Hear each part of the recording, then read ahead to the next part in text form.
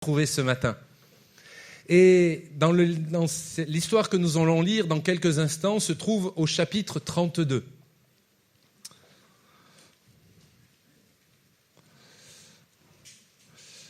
Comme votre pasteur, votre berger a pu le dire, nous servons le Seigneur donc en métropole, nous sommes donc dans la ville de La Rochelle. Si un jour vous souhaitez venir nous voir, ce serait grand plaisir.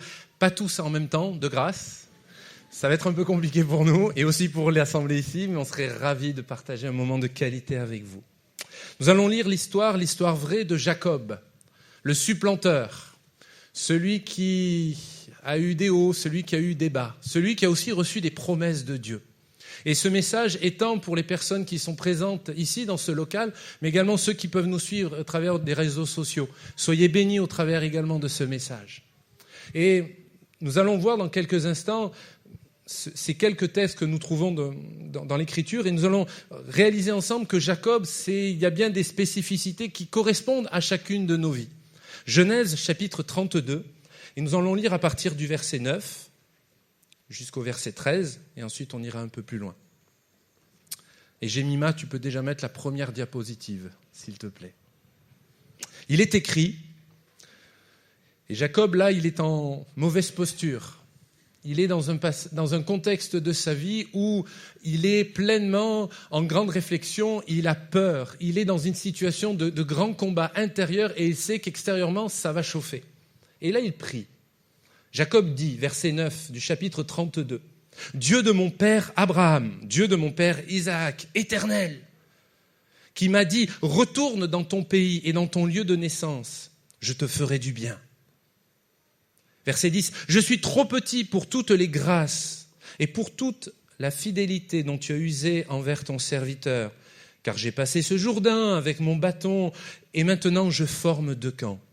Délivre-moi, verset 11, « Je te prie, de la main de mon frère, de la main d'Ésaü, car je crains qu'il ne vienne et qu'il ne me frappe avec la mère et les enfants. Et toi tu as dit, il cite le Seigneur, il cite une promesse que Dieu lui a faite.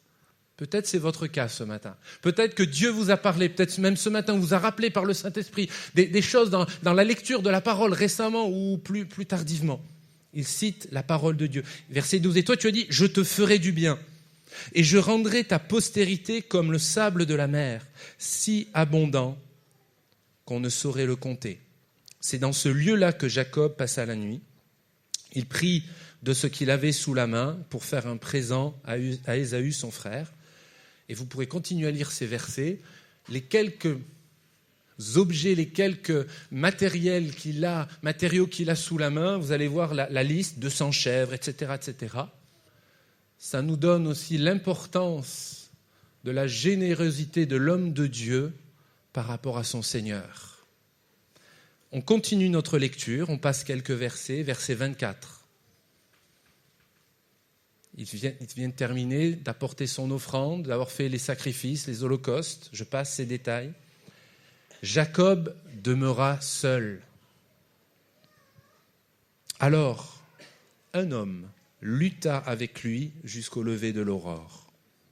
Voyant qu'il ne le maîtrisait pas, cet homme le frappa à l'emboîture de la hanche. Et l'emboîture de la hanche de Jacob se démit pendant qu'il luttait avec lui. Il dit, « Laisse-moi aller, car l'aurore se lève. » Et Jacob répondit, « Je ne te laisserai pas aller, je ne te laisserai pas partir avant que tu ne m'aies béni. » Il lui répond, « Quel est ton nom ?» Et il répondit, « Jacob. » Et il dit encore, « Ton nom ne sera plus Jacob, mais tu seras appelé Israël, car tu as lutté avec Dieu et avec des hommes, et tu as été vainqueur. » On va expliquer tout cela. Jacob l'interrogea en disant, « Fais-moi, je te prie, connaître ton nom. » Il répondit, « Pourquoi demandes-tu mon nom ?» Point. Et il le bénit. Là. Jacob appela ce lieu du nom de Péniel, car, dit-il, « J'ai vu Dieu face à face, et mon âme a été sauvée. » Le soleil se levait lorsqu'il passa Péniel. Jacob boitait de la hanche. C'est pourquoi jusqu'à ce jour, les enfants d'Israël ne mangent pas de tendon qui est à l'emboîture de la hanche, car Dieu frappa Jacob à l'emboîture de la hanche au tendon. Amen. lecture peut-être un peu longue, mais je voulais vraiment qu'on puisse tous comprendre et voir le contexte de cette histoire vraie. Si tu peux mettre la diapo suivante pour nous. Je voulais mettre cette citation qui n'est pas dans la Bible, mais c'est un théologien de plusieurs siècles en arrière, et nous amener tous ensemble à réfléchir sur cette pensée. On la lit ensemble. L'Église est la seule organisation mondiale qui existe pour le bien-être de ses non-membres. Autrement reformulé, ça veut dire que si un jour, pour des raisons diverses et variées, le dimanche ou les réunions de la semaine, on ne peut pas se réunir ici, les croyants ne se retrouveront pas dans l'adresse où nous sommes là ce matin. Y aura-t-il une différence dans la ville de Saint-Pierre ? Oui ou non ? Je reformule encore. Est-ce que concrètement, nous voulons vivre les principes de paix, de foi, de justice, de valeur, d'amour, de l'évangile, de l'enseignement du Christ, ou tout bonnement, doucement, on deviendra des hommes et des femmes religieux ? On deviendra un club select. Parce que la tentation peut être grande. L'Église est la seule organisation mondiale qui est faite pour la bénédiction de ses non-membres. Je reformule. Ce qui veut dire, c'est que vous et moi, bien sûr qu'on est là pour adorer Dieu, mais j'avais cette image ce matin au cours de ce temps de louange, d'adoration, de notre célébration. C'est pas un groupe de louanges où nos bien-aimés qui se tenaient devant nous là tout à l'heure, où en définitive on chantait parce qu'ils nous disaient de chanter, mais ensemble on voulait célébrer, on célèbre Dieu. Le seul auditeur, la seule personne qui en quelque part était adressée toute notre louange, c'est à la personne de Dieu, en Jésus-Christ, par le ministère du Saint-Esprit. Amen, vous êtes d'accord avec ça ? Alors mes frères, mes sœurs, sommes-nous d'accord sur cette citation ? Oh, elle vaut ce qu'elle vaut, mais moi elle m'amène à réfléchir que notre vie, que mon service, que le service des uns et des autres, nous soyons tous, ok, on a besoin de s'encourager, de se bénir, mais il y a aussi besoin dans l'église locale, l'assemblée locale, qu'il y ait une main tendue vers l'extérieur. Si on est seulement tourné vers l'intérieur, si on est seulement sur l'entre-soi, on est tellement bien entre nous d'ailleurs. Et puis, pas de problème, parce qu'on se comprend. Et puis, on parle le même langage. On se bénit à longueur de journée. Que Dieu te bénisse. On se fait tellement de bonnes choses. Mais la majorité des femmes et des hommes de notre société, de notre ville, de votre quartier, ne connaissent pas cette grâce. Oui ou non ? Malheureusement, oui. Malheureusement, en venant ce matin, on a vu peut-être des voisins, des voisines, peut-être des amis. De nos logeurs, on est passé devant un cimetière et on voyait des femmes, des hommes qui déposaient des choses. Je ne suis pas là pour juger ces personnes-là. Mais l'évangile de Jésus-Christ m'amène à les aimer. Vous n'avez pas dû entendre. L'évangile de Jésus-Christ m'amène à les aimer.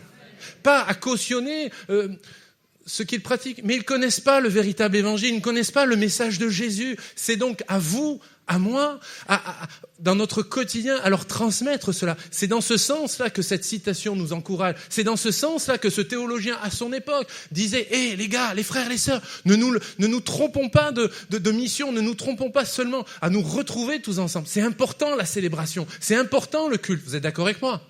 Mais c'est important de continuer à être des témoins de Jésus-Christ au quotidien, dans nos luttes et dans nos combats. Jacob. Vous connaissez l'histoire de sa vie, l'histoire de sa naissance. Le supplanteur, celui qui a voulu sortir avant son frère aîné dans le ventre de sa mère. Celui qui, dès le début, a commencé à jouer des coudes. Je ne serai pas crédible pour parler de naissance. Vous, mesdames, vous êtes beaucoup plus crédibles que nous, mais par rapport aux frères. Lui, le trompeur. Lui, le supplanteur. Lui qui, quand même, pour cet homme de Dieu, on pourrait trouver beaucoup de choses à redire dans sa vie. Si le temps me manquerait, on étudiait sa vie, si on réalisait bien des choses, on dirait quand même, c'est pas un frère sur qui on compterait bien comme il faut. Est-ce que je le lancerai dans les chants, dans la louange, ou je le mettrai sous contrôle ? Et pourtant, la Bible nous donne sa vie. Ce qui est formidable dans les Écritures saintes, mes frères, mes sœurs, c'est que la Bible n'idéalise pas la vie des personnages que nous trouvons dans l'Écriture. Ils ne réécrivent pas une certaine histoire pour montrer quand même ce qu'il y a de bien. Il y a ce que Dieu a fait dans leur vie et il y a aussi leur côté humain. J'ai en face de moi ce matin vous, mes bien-aimés, vous qui êtes par les réseaux sociaux, par la vidéo, mais ne nous trompons pas de combat. Réalisons que nous sommes sauvés par la foi. La Bible déclare que nous sommes assis avec Christ dans les lieux célestes par la foi. Mais encore ce matin, je pense qu'on ne se trompe pas, on a les 2 pieds sur terre. Avec nos luttes et nos combats, avec notre humanité. Alors oui, on peut se bénir dans le nom du Seigneur, comme on peut le voir dans l'Écriture, on peut vivre ces choses, mais il reste dans nos vies le côté naturel, le côté de la chair dont l'apôtre Paul enseigne magnifiquement bien. Et ce n'est pas toujours le péché, simplement il y a nos émotions. Et Dieu passe aussi au travers de nos émotions. Ça ne veut pas dire que toutes nos émotions sont hautement spirituelles, non, parce qu'il y a des femmes et des hommes où ils changent d'émotion tous les quarts de seconde. C'est compliqué à suivre. Mais ne réduisez pas, ne réduisez plus l'œuvre de Dieu, l'action de Dieu simplement par un temps où les chrétiens se rassemblent, où on est bien comme il faut. Notre pasteur tout à l'heure nous disait, je le cite, sauf erreur de ma part, il a dit ce matin, lâchez-vous dans la louange. Je cite mon frère et on comprend ce qu'il a voulu dire. Mais on est des femmes, des hommes de l'esprit, on ne va pas se faire des choses n'importe quoi, mais il est vrai que dans notre société, et là je m'adresse à certains supporters de l'OM, quand j'ai pu aller, il y a 2 ans et quelques, ma petite femme, merci beaucoup, m'a payé avec des amis, on a pu assister à un match à l'OM au Vélodrome. Aïe, aïe, aïe, aïe, aïe. Bon, seulement, c'est plus une grande équipe, c'est un peu plus compliqué. Alors évidemment, je ne compare pas cette ambiance totalement non spirituelle avec ce qu'on peut vivre ensemble, on est bien d'accord. Mais quand même, il y a des femmes et des hommes qui font des kilomètres, des centaines de centaines de kilomètres, qui payent une fortune pour voir des gens perdre en plus, alors qu'on sait qu'ils allaient perdre. Et nous, et moi, je ne dirais pas vous, je vais dire moi, je viens là, et à l'image de Jacob, dans les chapitres précédents, chapitre 27 ou 28, si je ne me trompe pas, c'est une des premières fois où il est fait mention de l'offrande volontaire, de la dîme. Il a tellement été béni qu'il donna la dîme de tout, déclare l'Écriture. Il n'est pas écrit, il donna la dîme de ce qui lui faisait plaisir, de son surplus, des quelques pièces qu'il avait en trop dans sa poche. Alors je suis très libre de vous partager cela, je pars dans quelques minutes. Et d'autant plus, le service de notre culte, l'offrande est passée. Pourtant, mon frère, ma sœur, les jeunes au milieu de nous, demandez et éprouvez Dieu par rapport aux finances de vos vies. Et vous allez voir comme quoi Dieu est fidèle. Soyons et demandons à Dieu de bien gérer nos finances. Il y a moins d'amen là, parce que vous avez peur, vous ne savez pas où je vais vous amener là. Mais Dieu est fidèle. La Bible déclare qu'il pourvoira à tous nos besoins. Il n'a pas dit qu'il pourvoira à tous nos loisirs, à tout ce qui me fait plaisir, à notre soi, à mon moi. Par contre, il pourvoira à tous mes besoins. Mon frère, ma sœur, soyons de ces femmes, de ces hommes, de ces jeunes, de ces aînés qui veulent bénir l'œuvre de Dieu. Et Dieu reste un Dieu fidèle et souverain. C'était une parenthèse. La diapo suivante, si tu peux l'afficher. Dans le premier texte que nous avons lu, au verset 9 et suivant, Jacob cite, rappelle dans sa prière à Dieu, « Seigneur, tu m'as fait des promesses. » Et j'aimerais faire le parallèle avec vous, avec moi, avec ce que nous sommes dans notre relation de prière. Peut-être que certains, durant cette prière, ce temps de louange, ont dit « Seigneur, tu vois, tu connais mon cœur. Je suis venu là ce matin, mais c'est lourd. » Peut-être certains, ils s'occupent de personnes âgées, personnes handicapées, et c'est lourd parce que les aidants, c'est très compliqué d'être dans ces choses-là. Mon propos n'est surtout pas de culpabiliser, mon propos c'est de les bénir. Mais après avoir dit cela, on n'a pas dit grand-chose. Cet homme rappelle à Dieu que Dieu lui a fait une promesse. Jacob oublie de dire dans sa prière, comme quoi toutes les fois où il a chuté, il oublie de dire devant l'Éternel, toutes les fois où il a négocié, on va s'arranger, on va pouvoir essayer de voir. Pourtant, j'aimerais rappeler devant l'Église qui est devant moi ce matin, que Dieu ne fait pas cas de ce qu'il a pu peut-être omettre. Dieu regarde au fond de votre cœur ce matin. Il regarde au fond de votre âme et il veut sous-peser, voir quels sont les véritables desseins, les véritables objectifs qu'il y a au fond de votre cœur. Venez-vous ici parce que simplement, il y a une habitude. C'est bon les habitudes, mais il faut aller plus au-delà de cela. Amen. Est-ce que c'est simplement parce que Jésus me bénit, Jésus me fait du bien, Jésus va continuer de bénir mon foyer, de garder mon mari de l'alcool et de mes enfants? Ok, mais savez-vous que Dieu veut plus pour votre vie? Savez-vous que Dieu veut plus pour votre couple? J'ai oublié de vous dire, si vous êtes d'accord, vous pouvez dire Amen. Si vous êtes d'accord, parce que ça vous engage. Savez-vous que Dieu est là par son esprit? Et il passe au milieu des rangs, on aime le rappeler, on aime le dire, mais c'est une réalité. La promesse de Dieu est-elle suffisante, c'est ce qui est affiché, pour nous sécuriser lors du danger? Ça veut dire quoi? Ça veut dire qu'il a reçu une parole de Dieu, il a reçu une promesse, et puis le temps passe. On reçoit quelque chose, on est convaincu, nous sommes convaincus que ça vient du Seigneur Jésus par le Saint-Esprit, et puis le temps passe. Et puis on ressent moins les choses. Ça peut être pour une guérison, ça peut être pour le salut, ça peut être pour un mari qui revienne, ça peut être pour des enfants, ça peut être pour des parents. Vous voyez les différentes possibilités. Est-ce que seulement la promesse de Dieu est suffisante? Alors si je m'arrête là, bien évidemment, oui, la promesse de Dieu est suffisante. Mais comme j'ai mis un point d'interrogation, ça sous-entend que si moi, dans mon cœur, je laisse rentrer le doute, d'ailleurs, rien de nouveau sous le soleil. Genèse, dans les premiers chapitres, l'ennemi de notre âme est venu souffler dans l'esprit, dans les oreilles du chef de famille d'alors. Dieu a-t-il réellement dit? Il n'a pas dit, ce que dit le Seigneur, c'est des bêtises. Il ne dit pas ça. C'est très subtil. Ça joue sur les nuances. Ça joue sur un certain ressentiment, nos ressentis, nos émotions.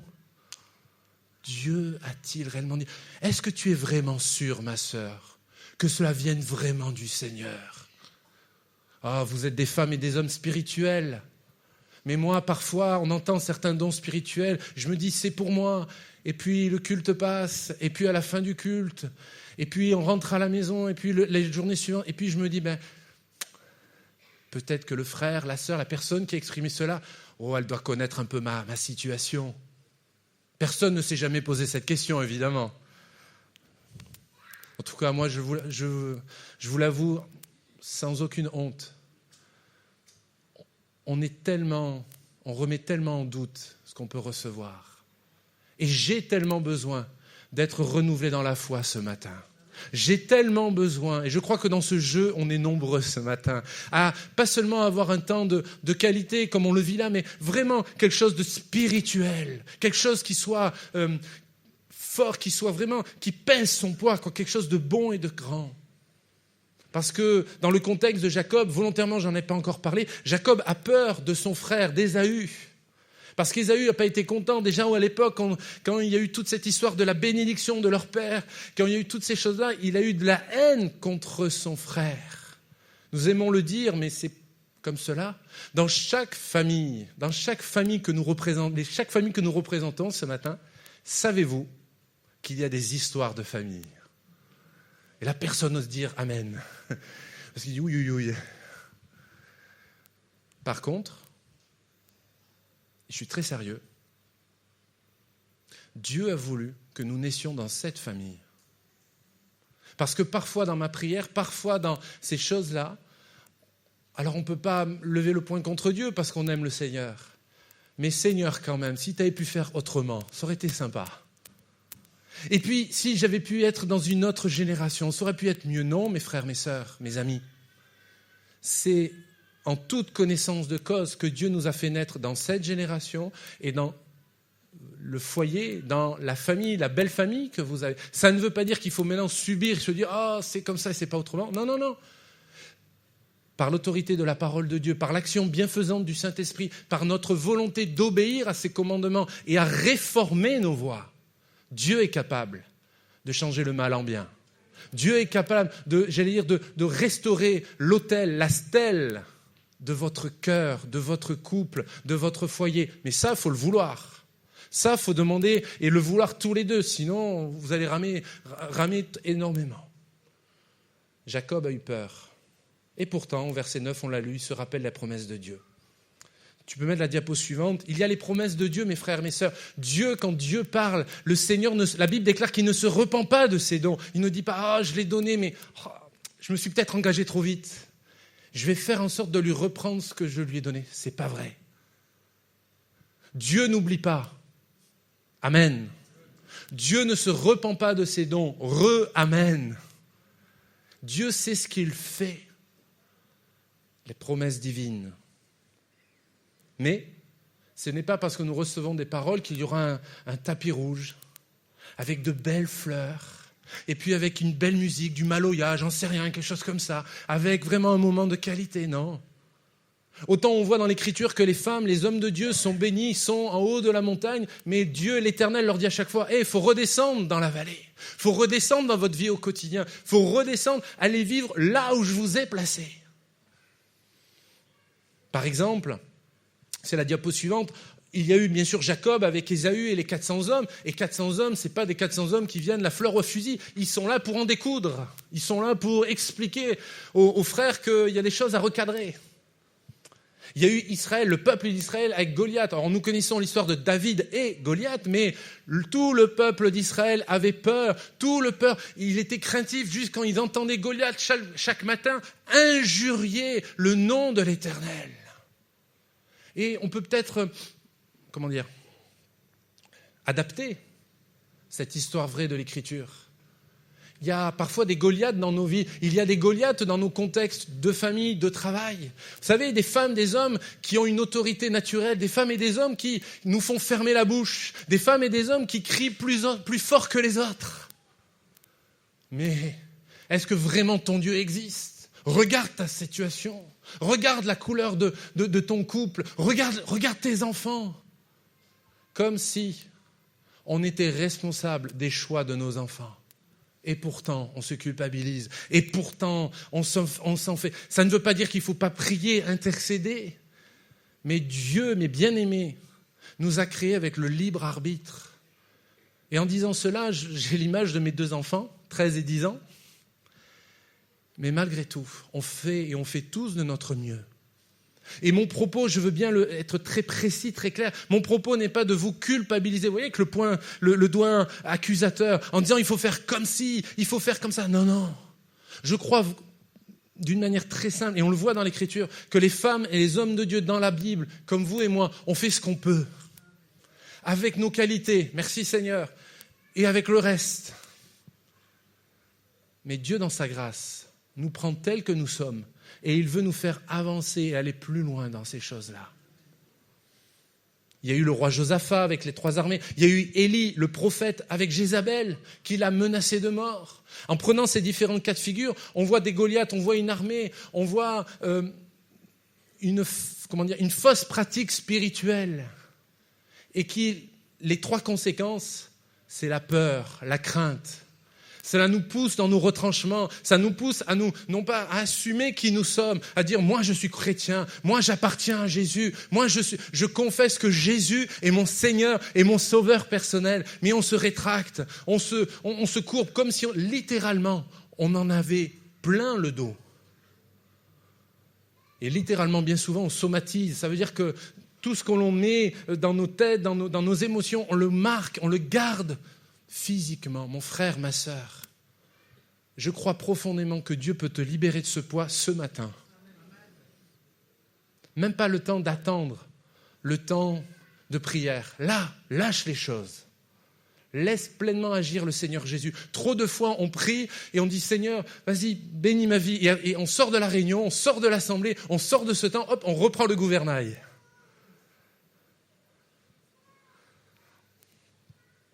Ces oppressions, ces attaques, on pourrait les nommer ainsi, nous rappellent que nous poussent à nous désemparer, à jouer sur l'effraiement.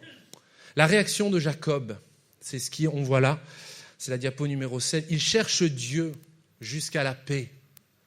C'est un combat de vivre la paix de Dieu dans nos vies. Et j'insiste sur ce terme. C'est un combat déjà contre notre chair, contre nos pensées intérieures, contre nos sentiments, contre notre culture, contre notre éducation religieuse ou pas, contre nos habitudes. Mon épouse a pu saluer notamment ceux et celles qu'elle connaît depuis de fort longues années. Mais je bénis le Seigneur pour toutes les nouvelles têtes qu'il y a là aussi. Amen. Parce que si on arrive au bout presque de 30 ans et qu'il y a toujours les mêmes personnes, on a un vrai problème. Et frère, tu aurais un vrai problème. Mais non, merci Seigneur, il y a plein de nouveaux. Je pensais que ça allait vous faire plaisir. Il cherche Dieu jusqu'à la paix. Il va combattre pour cela. Comme Josaphat, 2 Chroniques, chapitre 20, verset 3, c'est ce qui est noté, super, merci. Et dans la version, là c'est affiché devant nous, et dans une autre version, une version plus littéraire, la version Martin, il est écrit « Il se disposa à chercher la paix ». C'est une disposition de cœur. Ça ne vient pas de Dieu. N'attendez pas tout à l'heure dans la prière dire « Seigneur, donne-moi la paix ». Seigneur, je décide de te laisser agir dans mon cœur. Ça, Dieu va le faire. Et parfois, on joue un peu sur les mots, on oublie un peu ces choses-là. Le résultat de la recherche de Jacob, de cet homme de Dieu qui nous parle, est un temps exceptionnel avec Dieu. Un temps exceptionnel. Premièrement, si tu peux l'afficher pour nous, au verset 25, on l'a lu, il est littéralement brisé. Parce que quand l'homme dont il est fait mention, cette intervention divine, il le touche, il le blesse à l'emboîture de la hanche. Il le brise parce que c'est au milieu de l'être humain pour faire en sorte que sa démarche ne sera plus jamais la même. Alors en réfléchissant quelques instants tous ensemble, on peut réaliser quoi ? Son avenir ne repose plus sur ses capacités. Lui, le supplanteur, lui, le négociateur, lui qui retourne les choses à son avantage. Maintenant, au regard des autres, il donne un peu l'impression d'être un peu un infirme, d'être quelqu'un qui, selon le regard, je ne dis pas que c'est le cas, d'être inférieur aux autres. Bien des fois, et tout un chacun, pour s'approcher de Dieu, nous avons toujours besoin de nous repentir devant lui. Mon arrogance, mon intelligence, ma suffisance. Et je rajouterai pour les croyants que nous sommes, les disciples de Jésus qui ont l'expérience de la vie chrétienne, attention à notre expérience. Parce que quand même, ça fait 30 ans que je vais à la mission. Parce que quand même, Dieu m'a béni quantité de fois. Et puis j'ai lu la Bible 10, 15 fois, peu importe. J'aimerais dire avec beaucoup de respect que Dieu n'en a que faire de notre suffisance. Dieu n'en a que faire de mon intelligence. Dieu n'en a que faire de notre suffisance ou un abord, quoi que ce soit. Dieu regarde au cœur, au fond du cœur, pas simplement en surface, au fond. Alors on se fait beau et on a raison, on veut célébrer le Seigneur et on a raison, on veut être des femmes et des hommes de paix et on a raison, mais danger, attention à notre expérience, attention à notre vie d'église. À l'époque, c'était comme si, comment on va faire aujourd'hui ? Mais Dieu est un Dieu d'aujourd'hui, il n'est pas le Dieu d'hier seulement. Vous comprenez l'idée ? Il est brisé. Il n'est plus le même, il boite. Fini sa prétention, il a besoin de prendre appui sur Dieu, sur sa parole. C'est littéralement, plus qu'une béquille, c'est littéralement son autre jambe. Les conséquences, et vous pourrez le relire chez vous, Genèse chapitre 33, je passe sur la lecture, mais vous pourrez le vérifier pour ceux qui prennent des notes. Il va se prosterner devant son frère. Lui, l'arrogant, lui, le supplanteur, je vous le rappelle tout cela. Maintenant, il va pouvoir s'agenouiller devant le frère qui voulait lui faire du mal. Je reformule. Je suis convaincu que les femmes et les hommes que nous côtoyons ont besoin de voir dans nos vies la puissance de Christ, mais la puissance de Christ qui se met à genoux devant l'être humain. Trop de fois, parfois, sans m'en rendre compte, j'arrive devant des personnes qui s'approchent de Dieu, on va le nommer comme cela, qui sont en recherche spirituelle. Et je peux les bombarder de versets bibliques, de choses toutes faites, etc. Quand je relis les évangiles, quand je considère la vie, le ministère de Jésus. Jésus a été dur, a été intransigeant avec les religieux qui abusaient de leur autorité spirituelle pour amener le peuple à se tromper de voie. Il leur a même dit des gros mots, des insultes. Par contre, avec un enfant, par contre avec une femme, avec une prostituée, par contre avec un homme, par contre avec les gens du peuple au sens le plus large, il a toujours d'abord tendu la main de la compassion, la main d'amour. Mes frères, mes sœurs, ce matin, symboliquement, et je ne suis pas Jésus, mais regarde, simplement la main que je lance face à l'auditoire, c'est comme si c'était la main de Jésus, mais la main de Jésus, elle est percée. C'est le Christ crucifié que nous adorons, mais le Christ ressuscité. Mes frères, mes sœurs, nous avons besoin, j'ai besoin, et surtout, notre monde a besoin de voir des disciples du Seigneur, fervents d'esprit, gloire à Dieu, aimant le Seigneur, la parole, bien sûr, on n'a aucun problème, mais de vivre, je le crois, de plus en plus. Cette puissance de la compassion, c'est pas évident. Je me tiens devant vous, mais je me dis, je ne suis pas digne pour dire cela. Parce que c'est si facile de vite remonter le vieil homme, comme on aime le dire. C'est si facile de se préserver. Mais j'aimerais vraiment déposer cela au fond de votre cœur, mes frères, mes sœurs, les jeunes. Ce n'est pas une défaite, ce n'est pas être moins que rien que de dire « je comprends ta situation » à un ami. Je comprends, je n'ai pas de mots. Bien des fois, des femmes, des hommes que nous pouvons approcher, des femmes, des hommes, et nous, on se sent tellement l'obligation de leur donner un verset biblique. En plus, si on est pasteur. En plus, si vous êtes dans le service, dans un ministère local ou quoi que ce soit. Pour ma part, je suis convaincu que bien des fois, le Seigneur me demande avant tout d'être une oreille attentive, d'être une épaule pour que ces personnes, avec mon épouse, qui puissent pleurer. Nous sommes dans une société de communication. Tout à l'heure, en sortant du culte, on va donner un petit coup de fil pour voir comment vont les enfants. De l'île de la Réunion, je vais pouvoir appeler à La Rochelle. C'est génial. Avec WhatsApp, on va pouvoir se voir en vidéo. Ok, pas de problème. Mais jamais autant dans notre société, en France, comme dans les Outre-mer, comme à La Réunion, j'en suis convaincu, peut-être au milieu de nous. Jamais autant de femmes et d'hommes, de jeunes, souffrent de solitude aujourd'hui. J'allais dire la Bible déclare, non, ça c'est les statistiques, mais françaises, pas des stats chrétiennes. Non, c'est l'Institut de l'INSEE déclare que presque 1 Français sur 6 souffre de solitude. 1, 2, 3, 4, 5, 6, 1. On continue. 1 sur 6. C'est énorme. Et dans la classification de la solitude, c'est parce qu'ils ont dû quand même travailler, c'est vrai, un vrai travail de réflexion. C'est des personnes qui n'ont pas 3 discussions par semaine. Ça ne veut pas dire on dit juste bonjour à son boulanger, mais de vraies discussions. J'aimerais vous lancer un défi. Peut-être, je sais que vous avez des habitudes après le culte, tout le monde va repartir, mais dans la semaine, priez Dieu par le Saint-Esprit d'aller voir un frère, une sœur, que vous n'avez pas pris des nouvelles depuis quelque temps. Et je rajouterai même, et vous ne leur direz pas, ça ne sortira pas de Facebook. Prendre soin aussi de vos bergers, d'aller voir votre pasteur, notre pasteur, dire « Frère, comment vas-tu vraiment ?»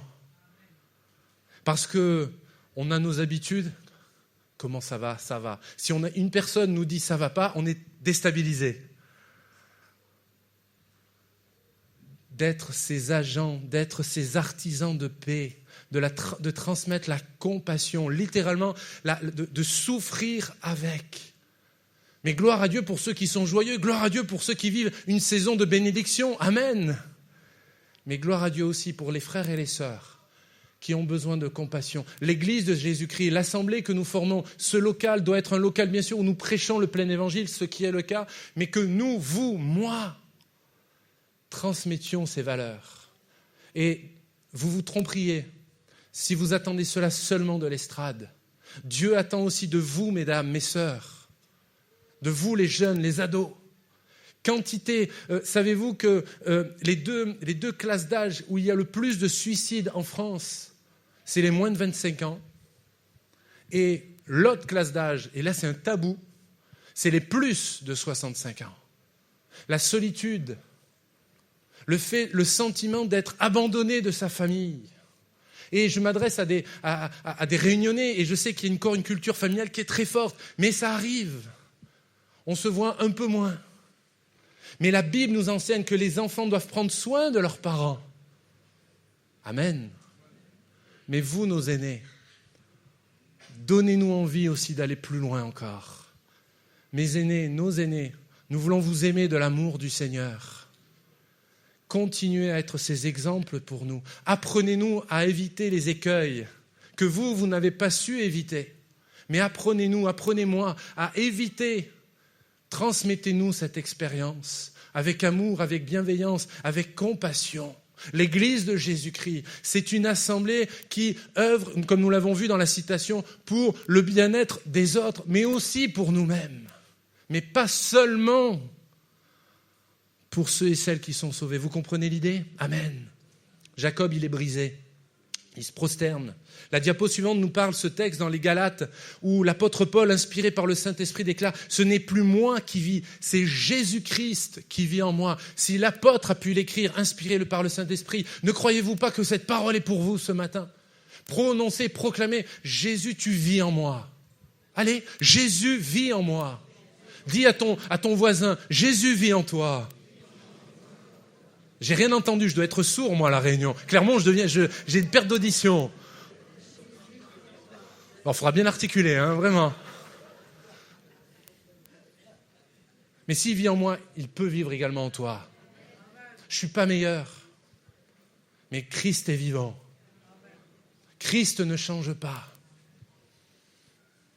Ce Péniel, ce moment de face à face, ce moment de qualité dans la présence du Seigneur. La Bible déclare que Dieu est celui qui change le cœur de pierre, un cœur dur, en cœur de chair. Jacob va jusqu'au bout de sa recherche. C'est la diapo suivante, merci. Il va au bout. Et parfois, dans nos moments de qualité, on pourrait se dire « Merci Seigneur, tu vis en moi ». Mais je ne voudrais pas qu'on s'arrête là. J'aimerais pas vous mentir. J'aimerais pas vous donner simplement la moitié de la bénédiction. On pourrait se dire « Ah, c'est déjà formidable ». Ben non, moi je veux toute la bénédiction. La Bible déclare que moi et ma maison, nous servirons l'Éternel. Et je déclare et je proclame, excusez-moi, déjà sur mon propre foyer, mais également sur le vôtre, que moi et ma maison, nous servirons le Seigneur. Et que cette parole qui est prophétique soit prophétique pour votre vie. Rien n'est jamais trop tard avec Dieu. Rien n'est jamais trop tard. Son bras n'est pas trop court pour vous bénir. Son bras n'est pas trop court pour sauver. S'il ne vient plus à l'église pour l'instant, si elle est en froid avec le Seigneur, rassurez-vous, le Saint-Esprit sait comment lui parler.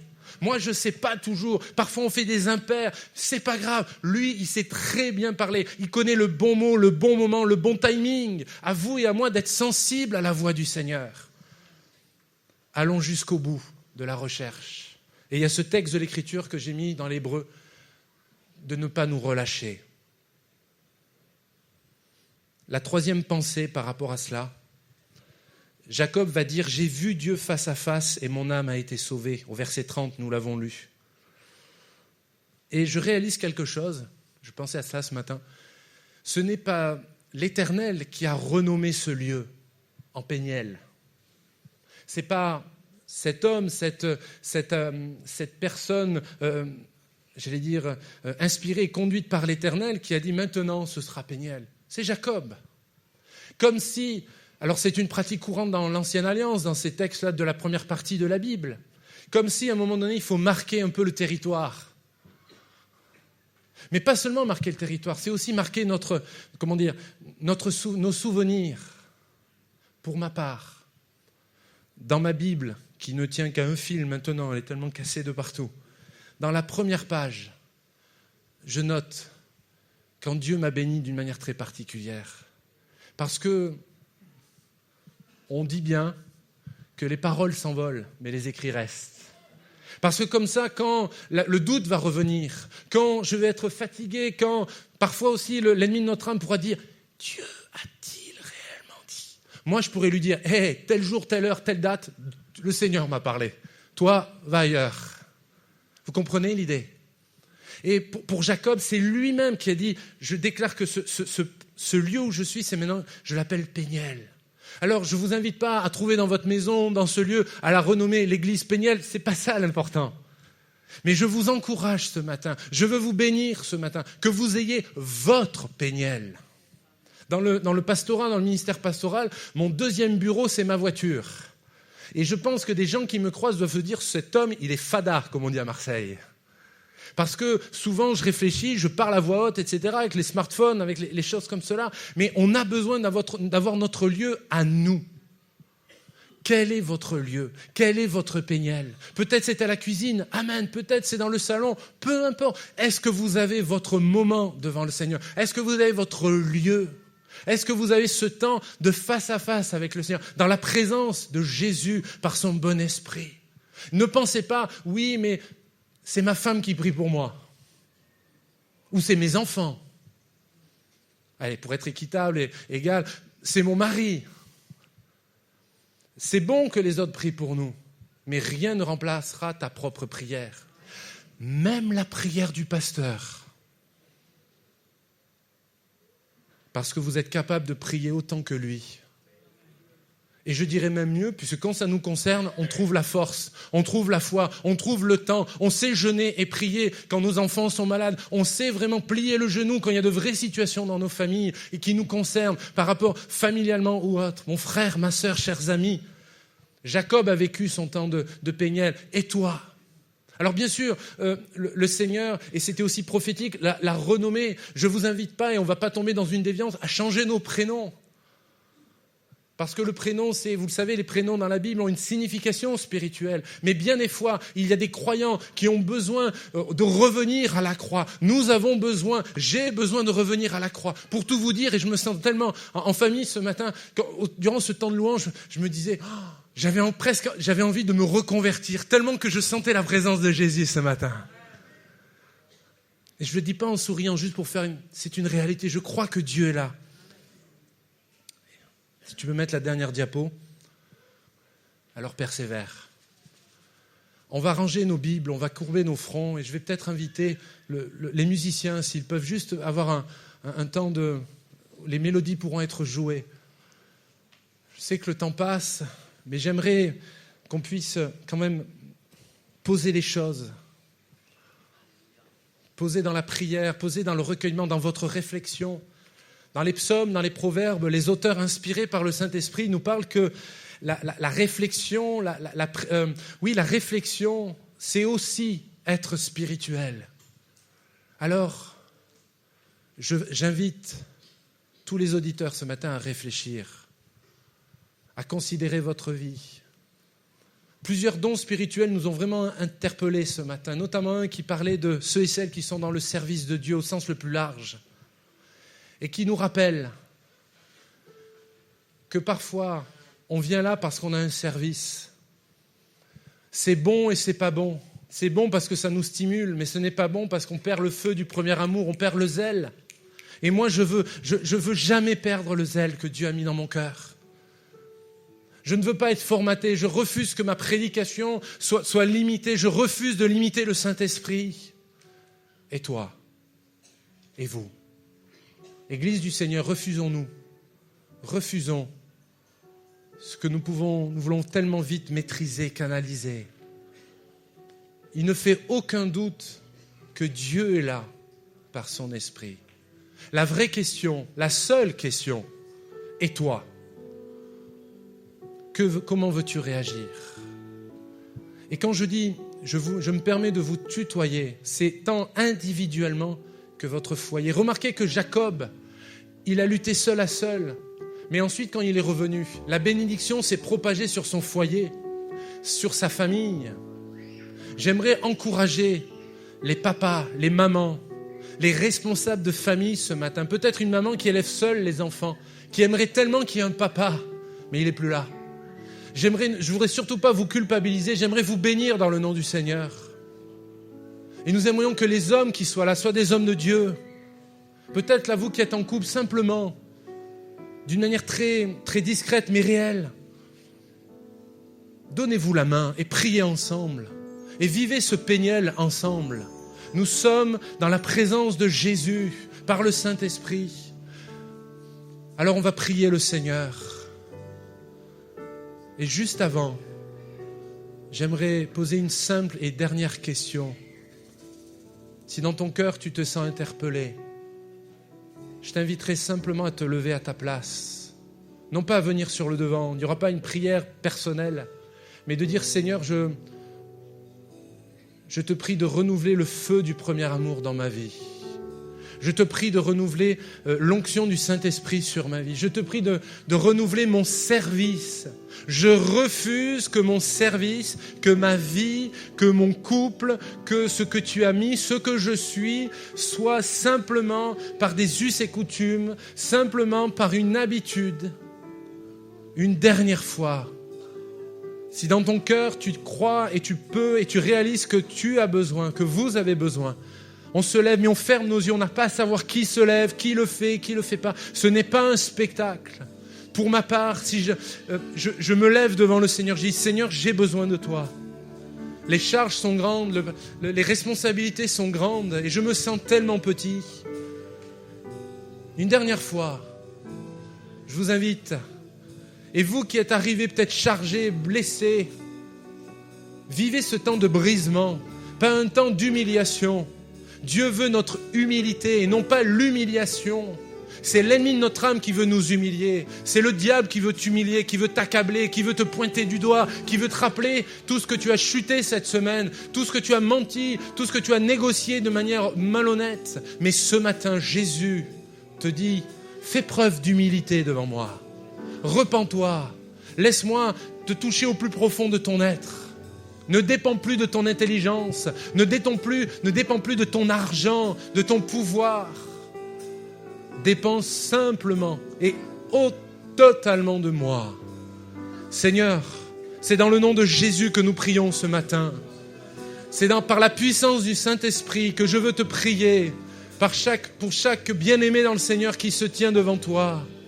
Seigneur, nous confessons que Christ est en nous, que Christ est notre espérance. Et nous te prions, Seigneur, comme nous l'avons chanté au travers d'un cantique ce matin, quand même on n'a plus de force physique, même quand on se sent tellement découragé, il y a des milliers de raisons pour te célébrer. Il y a des milliers de raisons de répondre à l'appel. Seigneur, c'est dans le nom de Jésus que je te prie de bénir ces bien-aimés. Je les bénis dans le nom de Jésus. Je te prie de passer dans les rangs par le Saint-Esprit. Console ceux qui ont besoin d'être consolés. Encourage ceux qui ont besoin d'une parole d'encouragement. Et que ceux qui reçoivent la grâce ce matin, ceux qui se convertissent ce matin, ceux qui reviennent au feu du premier amour ce matin, soient vraiment visités par le feu de Dieu, au nom de Jésus. Jésus est mort, c'est vrai, mais Jésus est ressuscité, c'est vrai aussi. Et le Saint-Esprit est là, alléluia. Bénis nos aînés, Seigneur. Bénis nos jeunes, Seigneur. Qu'ils aient soif de Dieu comme jamais. Qu'ils aillent plus loin que nous, Seigneur. Et enfin, Seigneur, ma dernière prière, renouvelle-nous dans le Saint-Esprit.